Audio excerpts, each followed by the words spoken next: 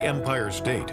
From the financial and entertainment epicenter of New York City to the sleeping and empty small cities and towns of upstate, which once bustled with manufacturing, mining, and farming.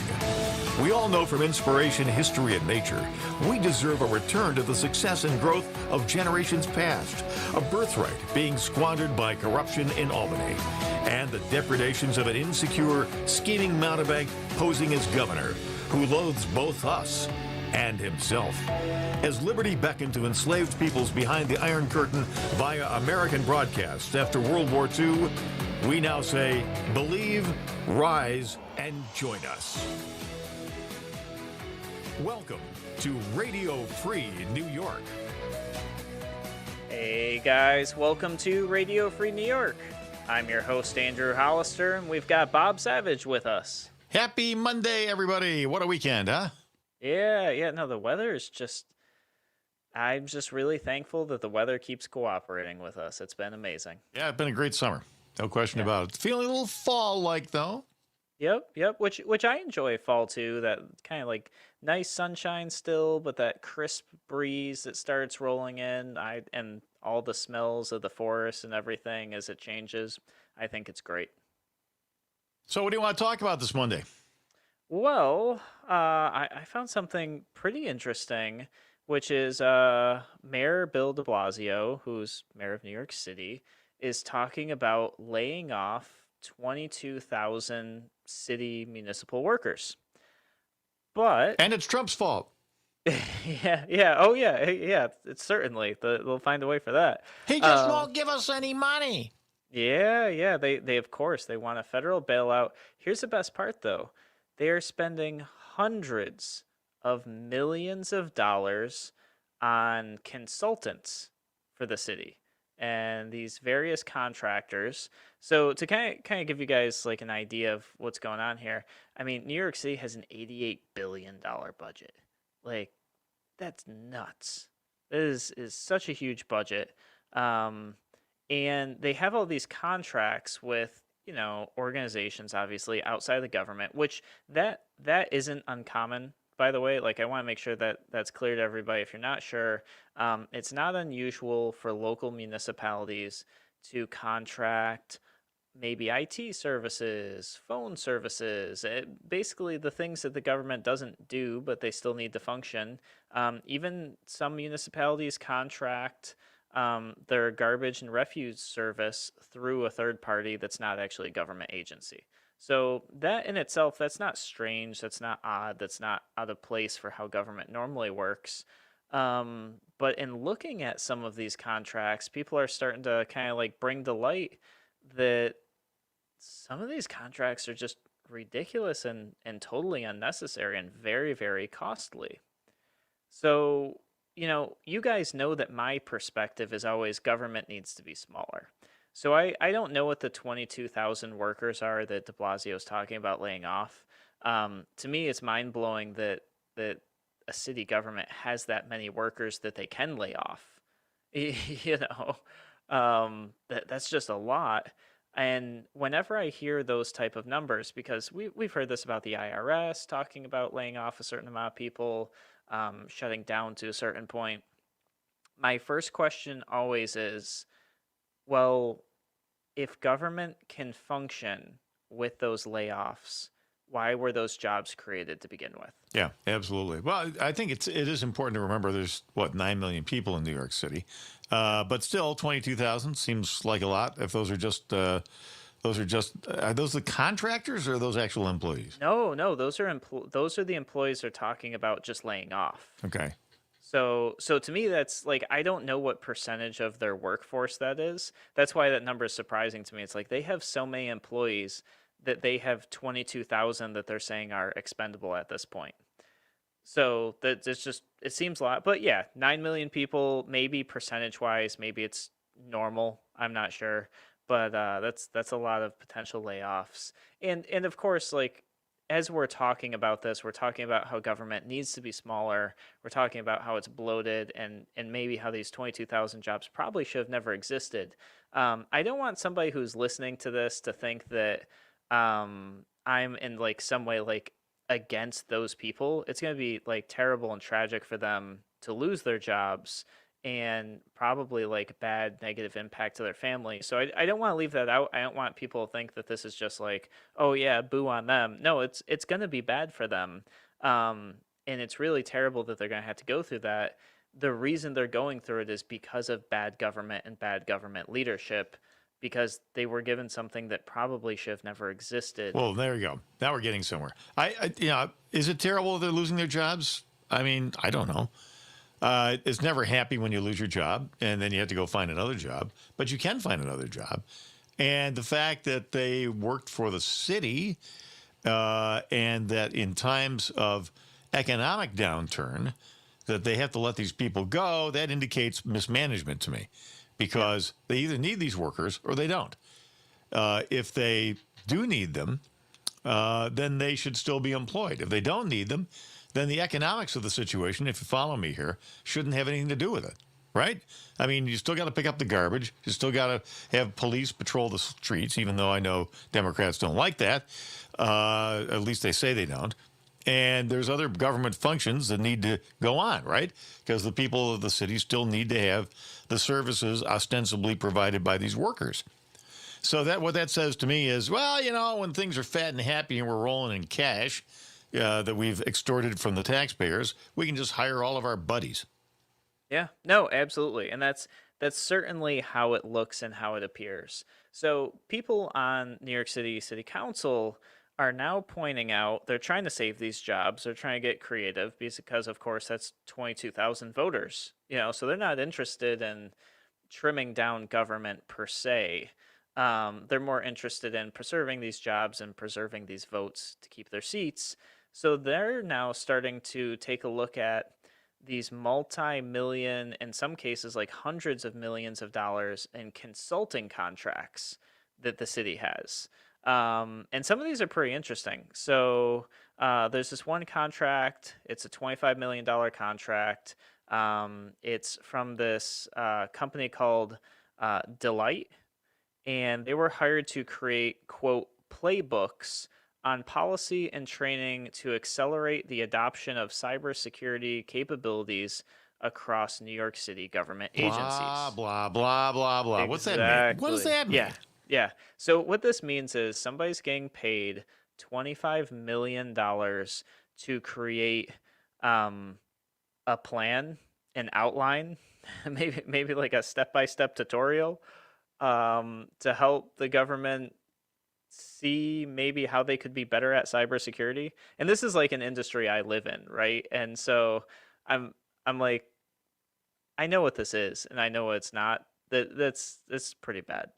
The project manager's salary is about $250,000, and they're just getting paid like a huge amount of money, $25 million to create a plan. It's a pork thing. Yeah, no question about it. By the way, this comes home locally to you folks listening out there. What you need to do is you need to go to a town meeting every once in a while, a town board meeting of, your small suburban towns around Rochester, around Elmira, around Wayne County there. Because I guarantee you that in every case, in every town, your town has a comprehensive plan. And a consultant, usually it's, that just went out of my head, the name of the company, Clark Patterson and Associates, CPA.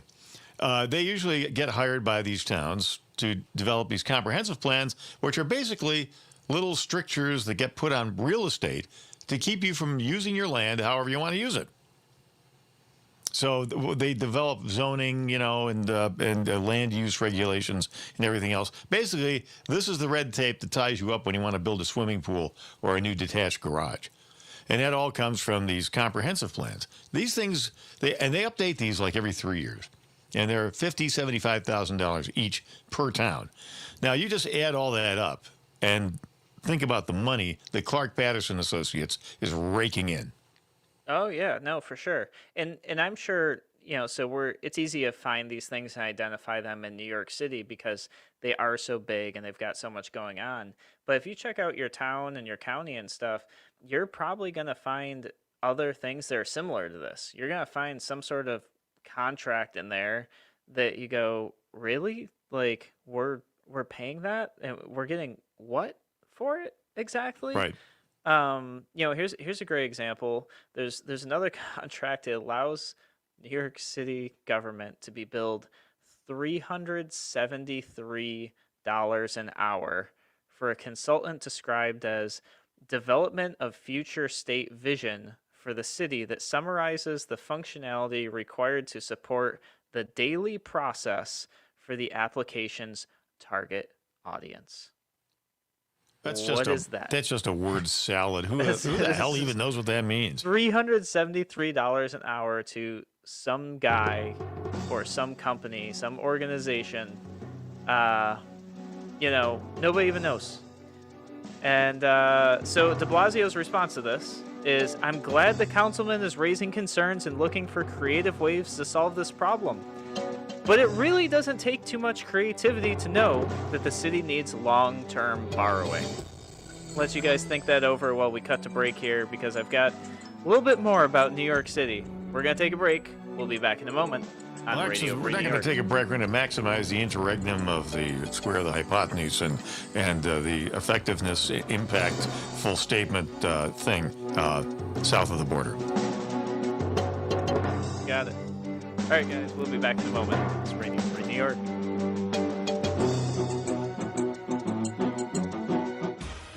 Your business relies on computers and technology to operate. Slow, unreliable networks and servers can cause unplanned downtime and affect your bottom line. The experts at Simple Tech Innovations are here to help. Their preventative maintenance program ensures that your computers and network are kept up to date and monitored for any issues, keeping your business running smoothly. They also help clients achieve HIPAA, PCI, and New York State cybersecurity compliance to keep your network safe and secure. Whatever your business IT needs are, Simple Tech Innovations should be your first call. They've won the best in Rochester 8 years in a row and have an A+ Better Business Bureau rating. Call them today for a free consultation at 585-200-3182. That's 585-200-3182. Simple Tech Innovations.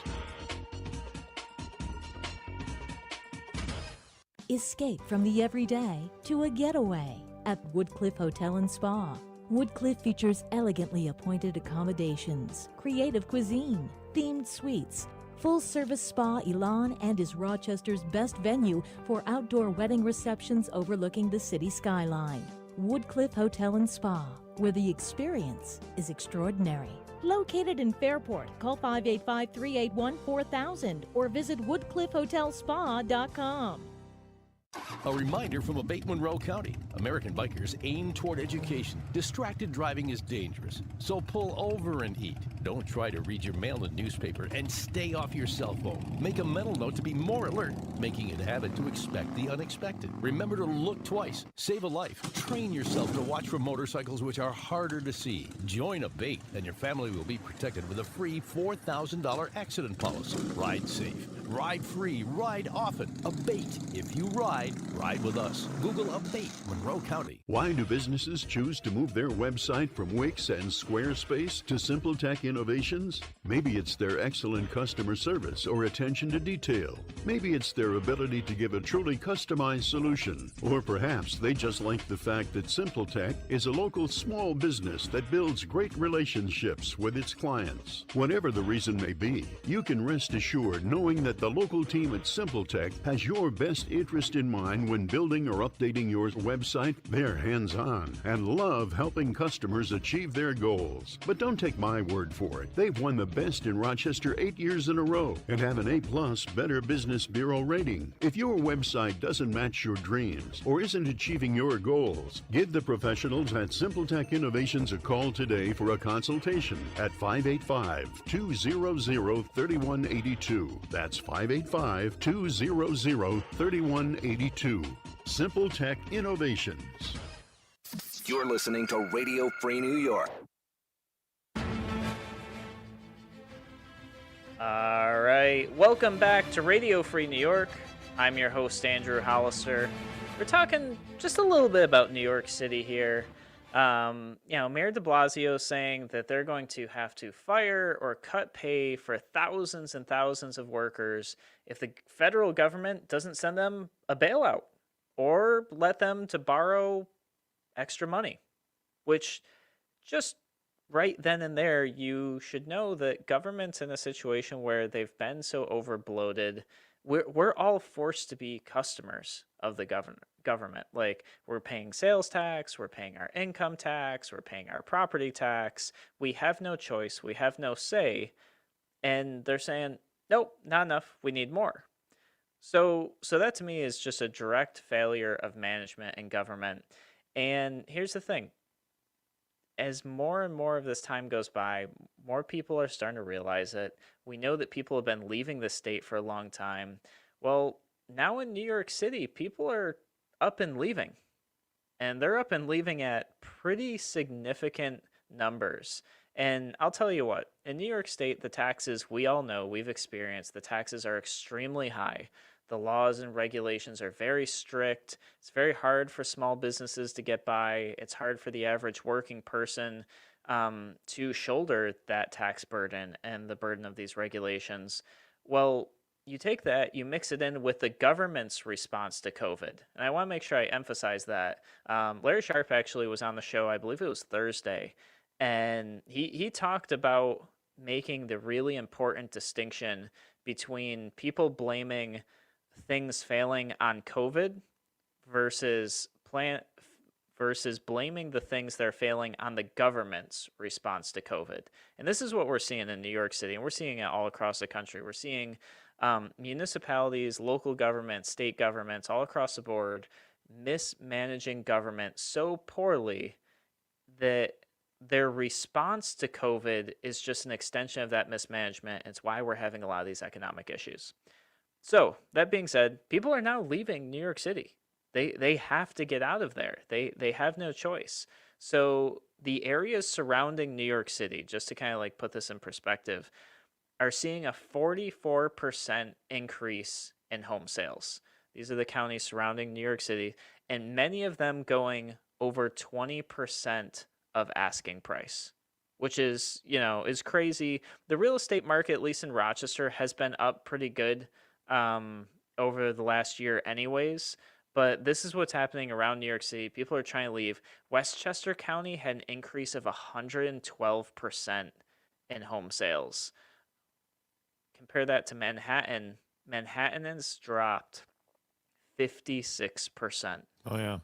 Yeah. As a matter of fact, there's moving companies in New York City that have this deal where you can just pull the door shut and lock it, and they will come in and they'll just they'll empty out your apartment and they'll pack it all up and then they'll move it away, and you don't have to be there, because some of these people are in such a rush to get out of New York because the living conditions are so horrible there now. They can't even bear to wait until the moving company comes. Yeah. So they're one company, Metropolis. They're a moving company right out of Brooklyn, and they say that their out-of-state move quotes. These are people who are saying we're leaving New York State, and they service only New York City.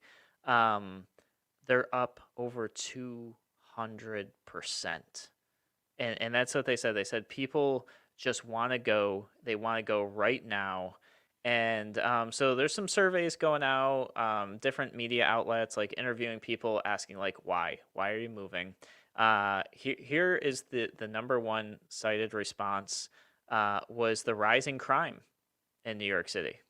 Yeah, I think shootings are up 175%. Yeah, people are terrified. They don't want to die. So they're like, no, we want to be safe. We want our families to be safe. We want our children to be safe. We need to get out for safety reasons. The next thing up is people are worried that the city is just never going to economically recover from the government's response to COVID. They look at the economy just shattered around them. They look at Cuomo's response, how he handled COVID. They're looking at de Blasio's response. I think it was last week de Blasio said that they actually have no plan of opening indoor dining like ever in New York City, or like have no even like thought of when the date was, which I think triggered a lawsuit. So people are looking at this government response and they're like, holy crap, like it's not safe here. The government response is bad and terrible. And then, the third thing that's been coming up is people like, you know what, we just don't want to be in these super close neighborhoods because maybe we could get sick. That's a concern. That's always been a concern. But now people are like thinking as that's like, yeah, maybe that's an option. Another reason, which actually makes a lot of sense, this actually ties back into the government response, is that people are now working from home and they're stuck in these tiny little apartments or condos or whatever they have with the people that are normally not home during the day. And they're just realizing that, with the kids and family and maybe roommates or whatever, that the area they're in is just so small, they can't all be in the same place working at the same time. Well, that and also the fact that there's a lot of support, facilities that are gone. There's no restaurants anymore. There are no grocery stores anymore. There's no retail anymore. They're basically just living in these isolated cells in the middle of this formerly bustling metropolis, which is deserted. Yeah, no, for sure. And that definitely, puts people in this situation where the government's response has basically been, well, this is remember Cuomo would say, this is the new normal. Get used to this as the new normal. Well, people are realizing this is not the normal that they want to live. And if this is truly the new normal for them, they don't want any part of it. They're going to go somewhere else. And that's what they're doing. Can I just tell you how much I hate the phrase the new normal? I've never liked the new normal because basically what that is somebody's offering an excuse for the fact that their leadership has totally failed. I remember Obama telling us that, 7% unemployment is the new normal. Yeah, it's because your policies don't work. Yeah. Well, and it's you know what it is to me when I hear this is the new normal, I hear somebody trying to convince me that something bad is just going to be what it's going to be. Yeah, like nobody says that this is the new normal about something good. You're not sitting there, sunshiny day out on a dock, looking over the lake, eating an ice cream, and somebody goes, yeah, this is going to be the new normal. Like you might hope that that's going to be the new normal, but it's almost exclusively government coming in, wrecking something totally with either bad response, bad budgeting, bad management, any of those things. And then they're coming in and you go, wow, government, this really sucks. You did like a terrible job. And they go, no, it's not us. It's this other thing, insert thing here. Today it's COVID. Tomorrow will be something else. And before that, it was something else. They go, no, this is just the new normal. This is how it is. Right. Hey, here's something real quick before the break. Unintended consequences thing. This is a story from Livonia, New York, which is a suburb of Rochester, just south in Livingston County. The pandemic's impact. Livingston County family now moving south to Florida in hopes of seeing their son at a Division I school. Brendan Mayo, who is a senior at LCS, would have finished his varsity football career this year. If he wants to meet his goal of playing D1, he needs a senior highlight reel, but he's not going to get one in New York because, Governor Headcase has shut down high school sports. So he says, this is a quote from Channel 13, I want to play football at the next level and at the highest level I can.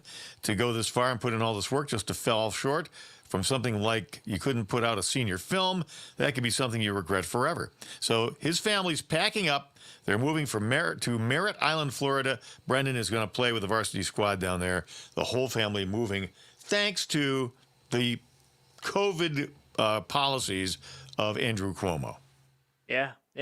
And I tell you what, so we talk about all these things. People are leaving the state. They're leaving the city. They're moving just about anywhere but here. Like just about anywhere but here. And you know what the government's concern is? Their concern is that a lot of high earners are moving out, especially those with a net worth over $1 million. And they are worried about the tax loss. Yeah. In quotes, a blow to the budget. That's what they're worried about. Somebody's got to pay those taxes. Yeah. Guess who it's going to be?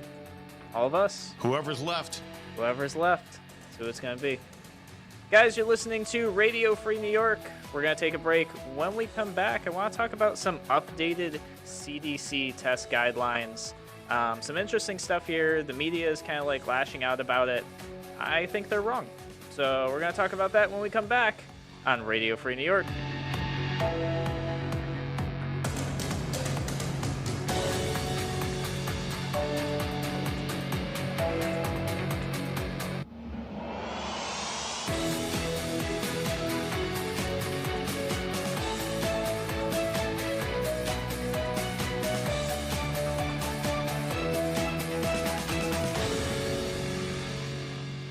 Now, more than twice the power. More powerful FM 92.1, FM 95.5 West, and 1040 AM WYSL Avon Rochester. Here's the latest forecast from the News 10 NBC Weather Center for today. We're looking at some nice sunshine, just a few puffy fair weather clouds, a pleasant cool afternoon in the 70s. For tonight, that near full moon will be out there, nice night, partly cloudy. Back into the 60s, will be a little warmer tonight. A little warmer, more humid on Tuesday. Mostly cloudy, chance of a shower in the 80s. I'm Rich Canilia, WYSL. Why do businesses choose to move their website from Wix and Squarespace to SimpleTech Innovations? Maybe it's their excellent customer service or attention to detail. Maybe it's their ability to give a truly customized solution. Or perhaps they just like the fact that SimpleTech is a local small business that builds great relationships with its clients. Whatever the reason may be, you can rest assured knowing that the local team at SimpleTech has your best interest in mind when building or updating your website. They're hands-on and love helping customers achieve their goals. But don't take my word for it. They've won the best in Rochester 8 years in a row and have an A+ Better Business Bureau rating. If your website doesn't match your dreams or isn't achieving your goals, give the professionals at SimpleTech Innovations a call today for a consultation at 585-200-3182. That's 585-200-3182. SimpleTech Innovations. Because your future is worth it. Mgm Associates Insurance. Proudly serving the region since 1984, Mgm can meet your coverage needs, ranging from home, condo, and auto, all the way to specialized policies for business, workers' comp, to limo and taxi insurance, and coverage for tech professionals like IT specialists. They can also help lead you through the confusing maze in the new world of health insurance coverage and options. Mgm Associates is large enough to serve you, but small enough to care, so you don't have to wait in line on some 800 number to get prompt personal attention. Mgm Associates is the only winner of the National Best Practices Award 5 times in a row. MGM is proud to support veterans groups, including Heroes Home Advantage. For your personal, business, home, or professional insurance needs, put the experience of MGM Associates Insurance on your team. Locally and proudly owned at 1745 Penfield Road in Penfield. 381-7008 or mgminsure.com, an associate of Finger Lakes Fire and Casualty, Route 227 in Trumansburg, New York. Did Mom leave the stove on again? Dad forget to take his pills? The senior citizen in your life deserves to be treated like family in every way, and you deserve the peace of mind that comes from knowing your older family member is getting personalized care, even though they're not yet ready for a nursing home. Consider Alpine Manor, founded in 1971 by owner Tim Kinsella, and just 20 minutes from Rochester in Lima, Livingston County. At Alpine Manor, there are supervised activities and medications, full laundry and housekeeping services provided to your loved one in immaculate surroundings. You can move to warmer regions secure in the knowledge that your loved one is well cared for back at home. You could qualify for $1,830 per month VA benefits or $1,176 per month for a surviving spouse. Alpine Manor, New York State Health Department licensed. Call 346-5880 for a no-obligation tour or information, or visit alpinemanor.com. Audio Renaissance specializes in high-performance audio gear for discriminating listeners. The largest display of turntables in upstate New York. New models priced from $299. Audio Renaissance offers many products handmade in the USA. Celebrating our 10th anniversary in 2020. Audio Renaissance proudly represents Power Modules, Legacy, Gold Note, VPI, Project, KLH, Yamaha, AudioQuest, and much more. Phone Audio Renaissance at 334-7676 today. Ready to Respond Training Services offers CPR, AED, and first aid training across Western New York and beyond. High-quality training from top educators and instructors who have worked in the EMS field. For more information, call 585-281-4208 or visit readytorespond.net. Inform, engage, equip, Ready to Respond Training Services. 585 281 4208. Scotty's Detail Auto Body is open for collision, dents, paint, and detail needs. Remember, it's the collision shop of your choice when the need arises. Pickup and delivery available. Call 226-6120. Scotty's Detail Auto Body, Avon. Stay in your car and let us do the work. The Avon Gasway on Route 39 features all-American Valero gasoline, full-service gas island, plus ethanol-free gas, on and off-road diesel, crystal clear kerosene, propane exchange, free tire pressure check and air. Open daily. The Avon Gasway, Route 39. You're listening to Radio Free New York. All right. Welcome back to Radio Free New York. I'm your host, Andrew Hollister. We've got Bob Savage with us. Ahoy, mateys. And we're sitting here. I'm looking at these articles written, by a whole bunch of different media outlets saying things like, the CDC has changed their coronavirus testing guidelines, and they're giving bad advice. Or CDC makes change that's going to kill thousands and thousands of people.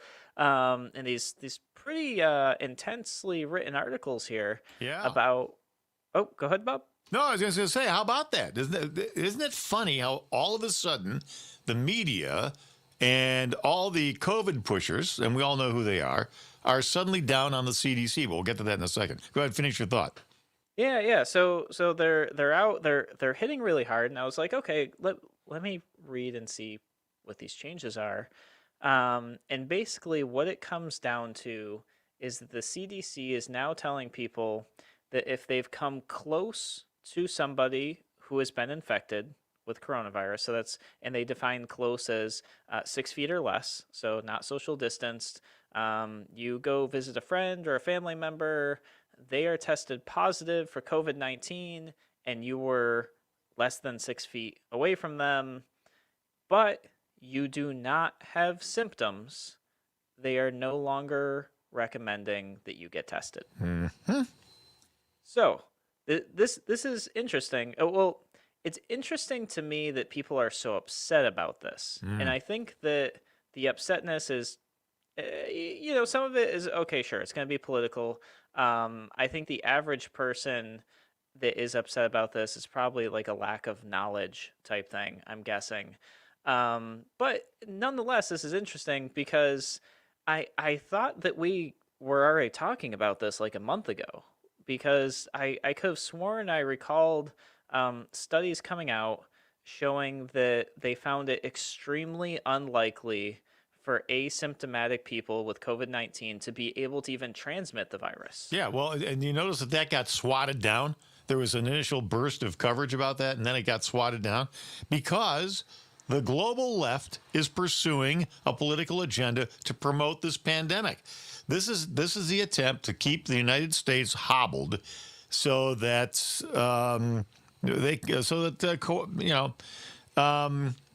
agendas can be pursued politically, and also and it benefits the United States in particular, at least the lefties in the United States, because it's helpful, they think, in getting rid of Donald Trump. I dispute that.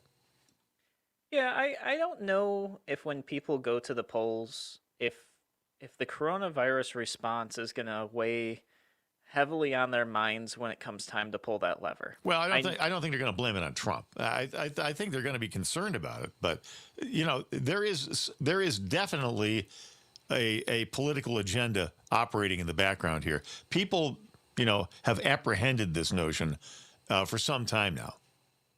Yeah.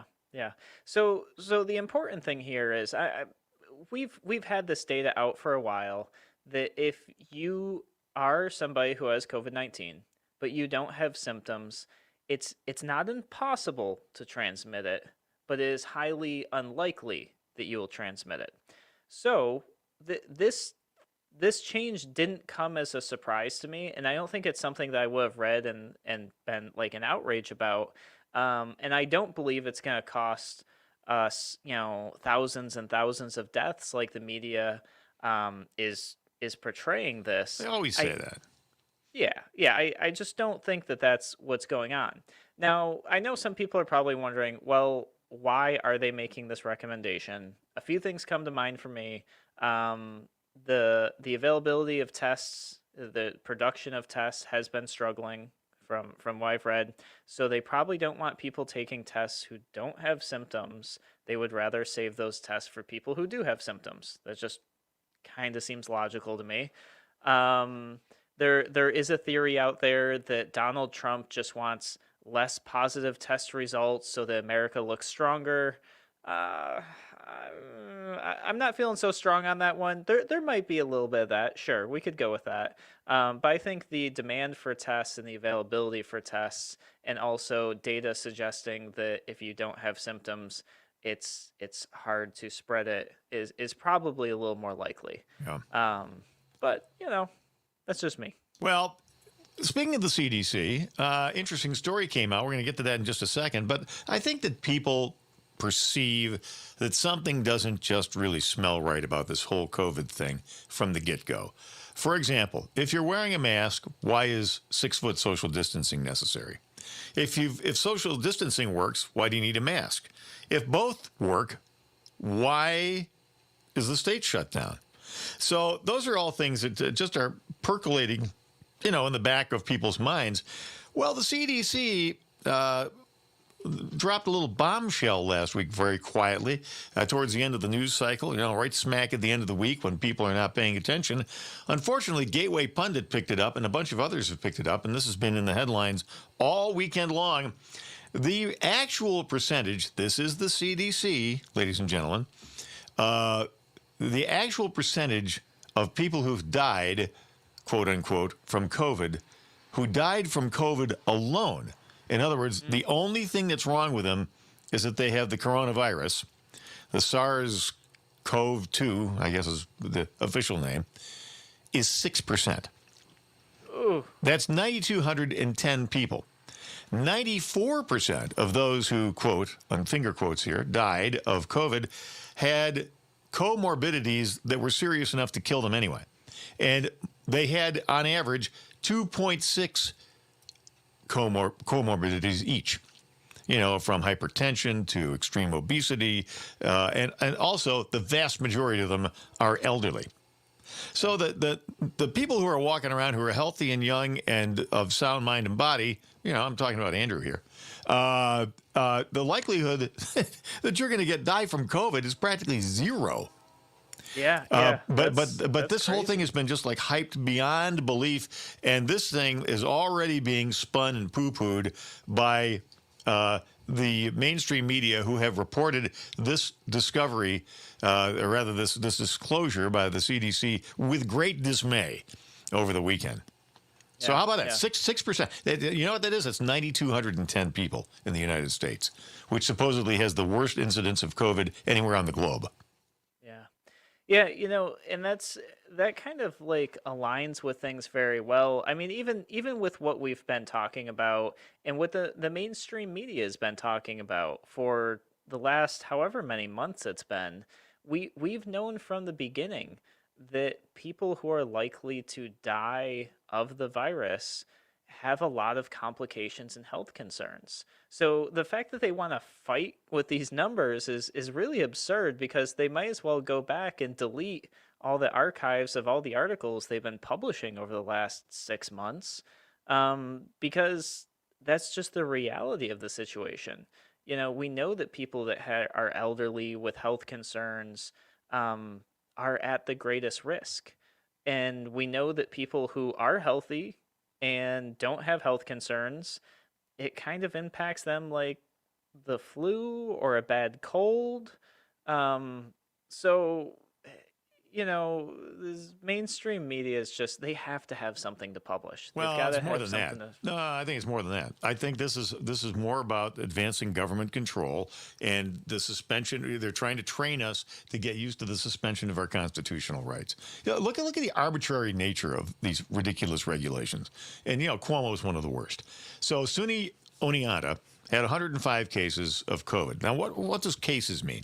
Cases means 105 people tested positive. And as Andrew has pointed out earlier in the program, that doesn't mean these people are sick. They're not even symptomatic. In most cases, they just tested positive. So Andy's got this, not you, Andrew, Andy Cuomo, has got this rule that says if there are 5% of the student population at a college campus, tests positive, and that qualifies as cases, quote unquote, that the campus has to shut down. Well, if you think about that for just a minute, that's ridiculous. So 5% of the students test positive for COVID, got to shut the campus down. If 4.8% of the campus, test positive, everything's fine. That's ridiculous. Yeah. Well, government does this all the time. They do it so much that it begins to feel normal. And when you ask them about it, well, what is the difference between 4.8 and 5%? They go, well, we had to draw the line somewhere.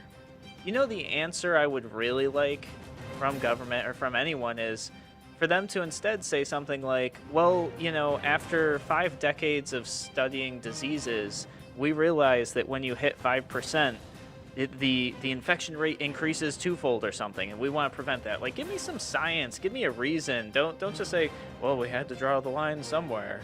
So, all right, guys, you're listening to Radio Free New York. We're going to take a brief break. We'll be back in a moment. Why do businesses choose to move their website from Wix and Squarespace to SimpleTech Innovations? Maybe it's their excellent customer service or attention to detail. Maybe it's their ability to give a truly customized solution. Or perhaps they just like the fact that SimpleTech is a local small business that builds great relationships with its clients. Whatever the reason may be, you can rest assured knowing that the local team at SimpleTech has your best interest in mind when building or updating your website. They're hands-on and love helping customers achieve their goals. But don't take my word for it. They've won the best in Rochester 8 years in a row and have an A+ Better Business Bureau rating. If your website doesn't match your dreams or isn't achieving your goals, give the professionals at SimpleTech Innovations a call today for a consultation at 585-200-3182. That's 585-200-3182. SimpleTech Innovations. If you're looking to market and grow your business, make new business connections, and give back to the community in a meaningful way, consider joining the Greece Regional Chamber of Commerce. We're the largest suburban chamber in Monroe County, and we offer networking, education, marketing, insurance, and advocacy. You do not need to live or work in Greece to join. Our members come from throughout the region. In short, we're better together, and together, we're moving business forward. Visit greecechamber.org or call 585-227-7272 to join today. A reminder from Abate Monroe County. American bikers aim toward education. Distracted driving is dangerous, so pull over and eat. Don't try to read your mail and newspaper, and stay off your cell phone. Make a mental note to be more alert, making it a habit to expect the unexpected. Remember to look twice. Save a life. Train yourself to watch for motorcycles which are harder to see. Join Abate, and your family will be protected with a free $4,000 accident policy. Ride safe. Ride free. Ride often. Abate. If you ride with us. Google Abate Monroe County. Your business relies on computers and technology to operate. Slow, unreliable networks and servers can cause unplanned downtime and affect your bottom line. The experts at SimpleTech Innovations are here to help. Their preventative maintenance program ensures that your computers and network are kept up to date and monitored for any issues, keeping your business running smoothly. They also help clients achieve HIPAA, PCI, and New York State cybersecurity compliance to keep your network safe and secure. Whatever your business IT needs are, SimpleTech Innovations should be your first call. They've won the best in Rochester 8 years in a row and have an A+ Better Business Bureau rating. Call them today for a free consultation at 585-200-3182. That's 585-200-3182. SimpleTech Innovations. Radio Free New York. All right. Welcome back to Radio Free New York. I'm your host, Andrew Hollister. Want to give you guys all a shout out. Thank you so much for tuning in during the day, listening to the show, or maybe taking the time later in your day or evening to check us out. Wanted to say hi to Steve on Facebook. He's commenting in here, and Robert on Facebook says, "Hey, you're back." So funny story about that, Robert. Technically, I'm still not on Facebook. Facebook still has my account permanently disabled. However, the streaming service I use is still connected, ironically, to the Facebook account. So we're kind of like sneaking in right now. I don't know if it's going to stay that way. They could pull the plug at any moment. But I would ask you guys to go over to my Patreon. That's patreon.com/RFNY. Patreon.com/RFNY. And for as little as $5 a month, you guys can jump on there, show some support, and also get some exclusive stuff that only gets posted on the Patreon there for my supporters. And then Drew on Facebook also commented in and said, young people who vape do not have any concerns. That's interesting. I hadn't heard that before. I don't know if you're referring to a study specifically. I'm sorry, the vapors don't have to have concerns about COVID? Yeah, that's that I believe is what he means. So I'm not sure if there's a study or something like that. I'd be very interested in seeing that, because it would be interesting if there is some study to show that like maybe vaping helps COVID, which would be really interesting because New York has been on the attack on vaping for a long time, and it would be interesting to see if vaping somehow helped, breathing in those little oil droplets. So, but somewhat along the lines of vaping, not totally along the lines of vaping. Sometimes when government's in trouble, they move in the right direction by accident. And I think we're seeing this in Pennsylvania.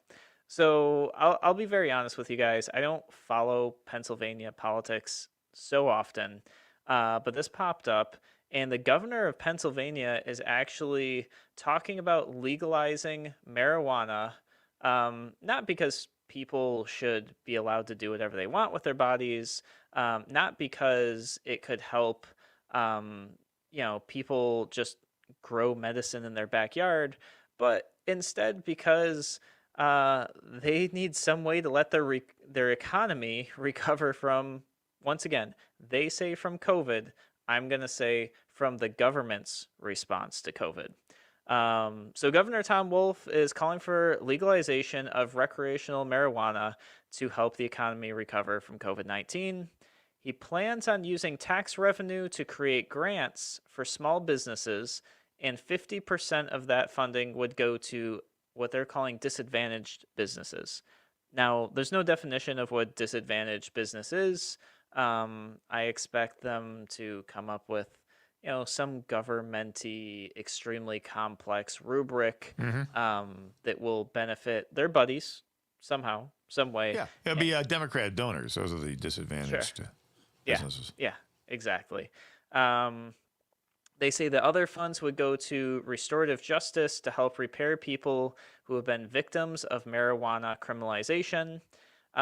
Which is kind of interesting to me because, and I know there are people that feel very differently about this, but I've felt for a very long time that the criminalization of marijuana is just not right. I don't think that that's a place of government to say what plant you can and cannot have in your pocket, if you want to use that for medicinal purposes, whatever.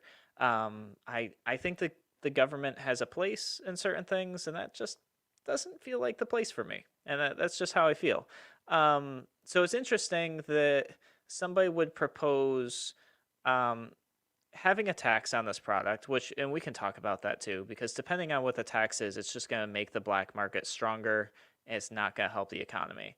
But if they had like a regular tax on it, and it went to help people just get back on their feet who maybe went to jail for that, like minor offenses, possession offenses, that sort of thing, I think I'd be kind of okay with that. I'd have to see the actual plan, but the general idea, I'll just say I'm open to it for now, and if I find more information, I'll share more information with you guys on it later. So I say all this to say it's it's interesting. I see this as a potentially positive thing. I'm sure that they're going to find a way to screw it up. I'm sure that they're going to mismanage it terribly. And I'm sure they're going to do something like what Colorado did, where they put all these regulations in place and all this like tax and this and that.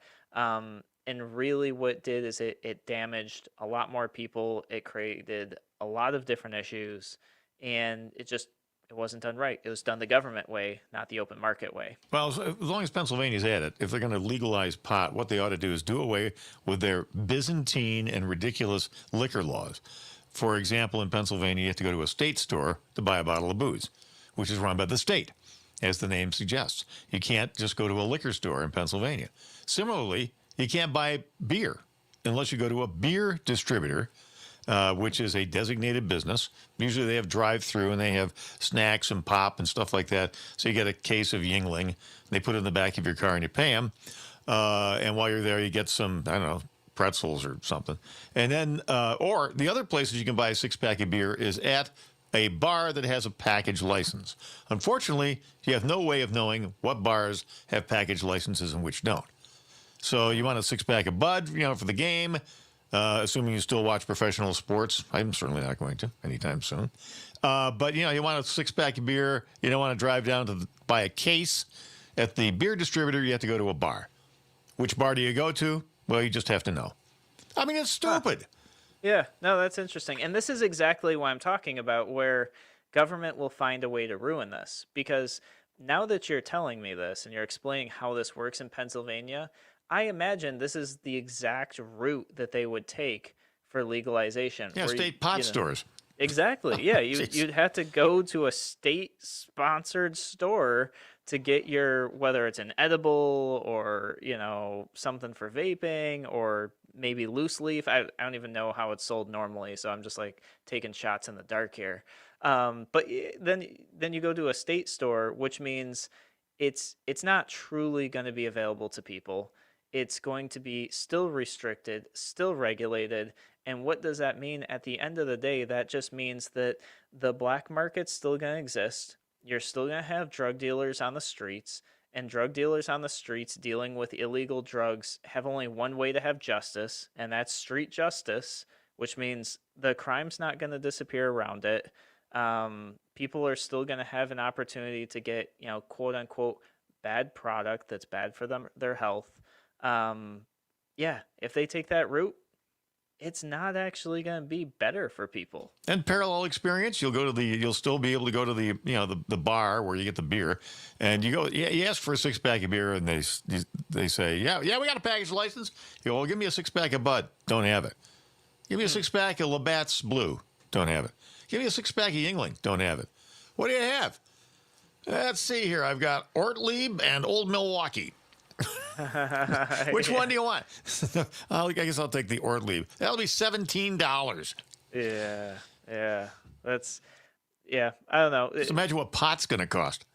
Yeah, I mean, I guess I don't know what it costs now, but and that's exactly the problem. Is it will increase the cost so much that people will say, well, I could pay 3 times the price through a state store, or I could just go up the street to our friendly or not so friendly neighborhood drug dealer. Who knows what the customer service is like in that industry. And, it's not going to fix things. And here's the thing. When people turn to the black market, what's going to happen to that tax revenue? What's going to happen to that economic boost that they're talking about? Well, it's just not going to happen because people are going to continue to go to the black market for those products. So I don't know. I like I said, sometimes bad things cause government to do something that could be good, but then government gets in its own way and just makes it bad anyways. So I'm hopeful that this could be good, but I'm expecting government to just do what it always does, which is overregulate, overtax, overrestrict, and just push people right back into the black market. Guys, you're listening to Radio Free New York. Thank you so much for joining me. I will be back same time, same place tomorrow.